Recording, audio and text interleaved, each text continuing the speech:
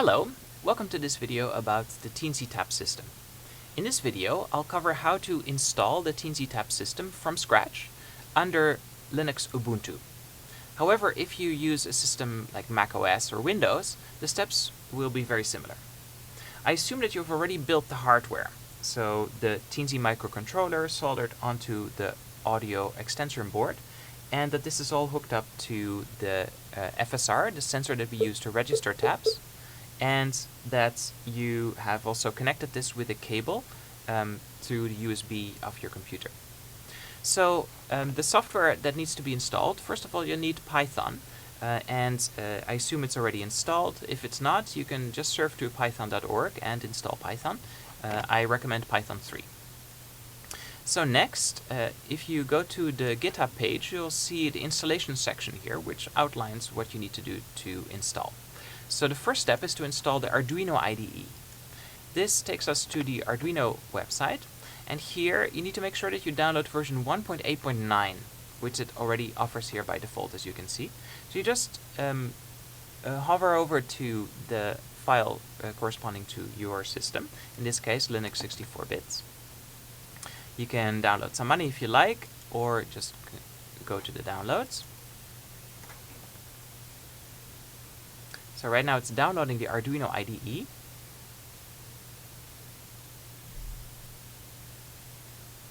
There you go. Now it's opening it, and I'll extract it into my home folder, but you can extract it wherever you like.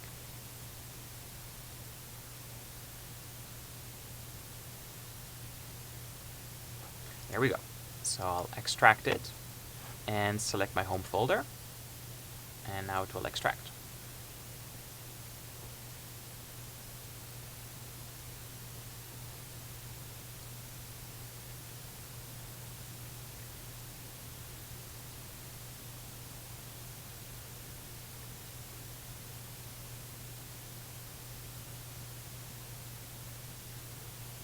Great.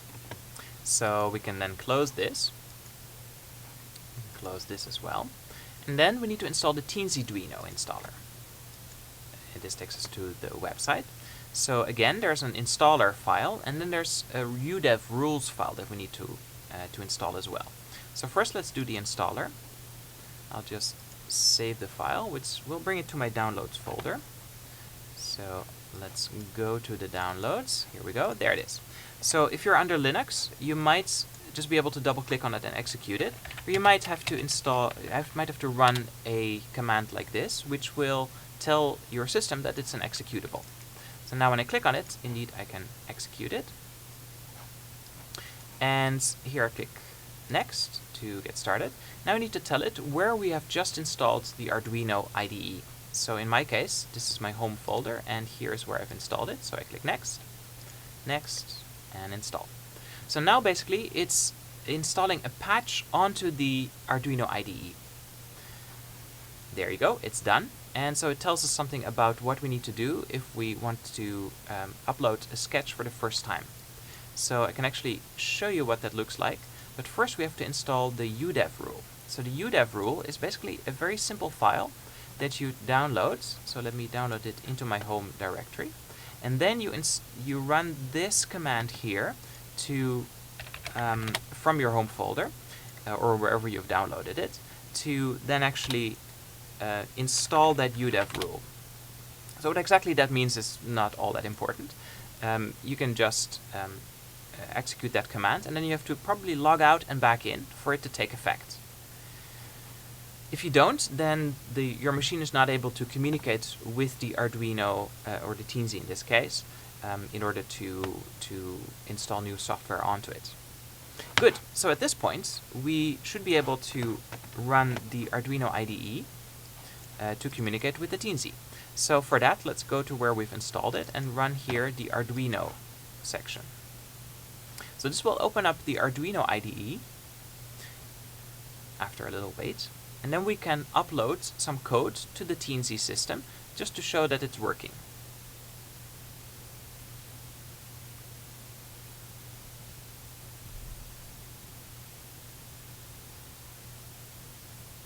There you go. So here I've opened a very simple script by going to examples, basics, and then blink. So that gives you this script. I first need to make sure that when I go to Tools and Board that we've properly selected Teensy 3.2. It might have selected something else here, so make sure that this is correct. And then you can click Upload. What it will do is it will compile this code and then upload it to the Teensy. Go. Great. Okay, so if you don't see any glaring error messages, that means that it's probably gone correctly. And indeed, I don't know if you can see this, but you'll notice that the LED light now is blinking periodically. And that's because the script that we've just uploaded to the Teensy is simply switching the LED on and then off, and on and then off. So this confirms that we have successfully uploaded new code to the Teensy. Great, so we can close this. Now we'll actually want to upload the TeensyTap code to the Teensy. So for that, we're going to have to download the code from the GitHub. So for this, you can run this command, or you can scroll all the way up and click here, download, and then download the corresponding zip file and extract it somewhere on your computer. Now for simplicity, I'll just execute this command. So I'll go to my home folder and I'll run this command, which will basically get the code from GitHub, and there it is. So now I go to TeensyTap, a newly created folder in my home directory, and basically this is the source codes as well as the script for running the GUI. So there's just one thing we need to do. We need to tell it where to find the Arduino code. So here I'll copy the location where we've just installed Arduino, and I'll add that to the make file. So I can just paste it right here in front of where it says Arduino, like I paste it here and add a slash. So this will tell the make script where to find the Arduino compiler.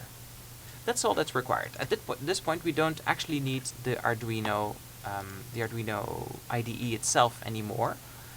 We can just use the compiler. So now I go into the TeensyTap source tree and I type make upload here. What this will do is it will compile all the code and then upload it to the Teensy. So you'll see a dazzling amount of information flashing over your terminal right here, and that's all fine. As long as you don't see anything that says error, error, error, then this is going well. At the end of it, it will upload this to the Teensy, and the Teensy will immediately start running it. So at that point, it's basically turned into the TeensyTap.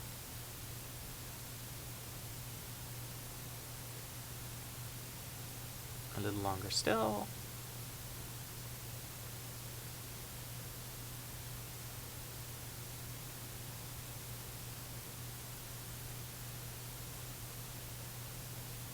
There you go, now it's uploading, and that's it. So once it's completed and it doesn't give any error messages, that means it was basically successful. You'll notice that the Teensy has stopped blinking its LED now. That's because currently it's running the code for TeensyTap. So at this point, we can then communicate with the TeensyTap system by running the GUI.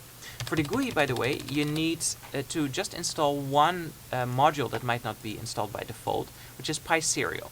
And this can be done through pip, for example. So you just need to sudo pip, and in my case I'm doing Python 3, so I just add a 3 here. And this installs the serial interface for Python. So it will automatically download it and install it. There you go, so you're good to go.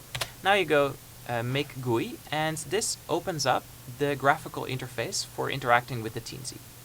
So on the first line I can open the COM port, and then start running an experiment. In another video, I've already outlined in detail how to use this graphical interface. So here I'll just show for demonstration purposes how to use it. So when I press go here, let's see.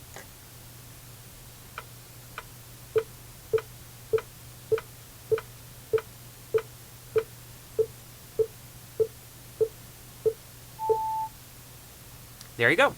So we've correctly run a sketch and a small experiment using the TeensyTap. I hope you enjoy using this system and that it's useful for your research. Thank you for watching.